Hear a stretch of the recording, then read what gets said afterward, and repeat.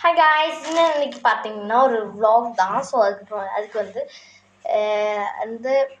இப்போ வந்து afternoon. So அதுக்கு திங்கலாம் அப்படி சொல்லிட்டு ப்ரெட் வந்து ரோஸ்ட் பண்ண போகிறோம். ஸோ வாங்க ப்ரெட்டு வந்து ரோஸ்ட் பண்ணிடலாம். அடுப்பு வந்து பற்ற வச்சுட்டு சூடு பண்ணிப்போம். ஸோ இப்போ வந்து இதை வந்து ரோஸ்ட் பண்ணி எடுத்துக்கலாம். ஸோ இப்போ வந்து ரோஸ்ட் ஆகிட்டு நம்ம வந்து ஜாம் எடுத்துகிட்டு வரலாம்.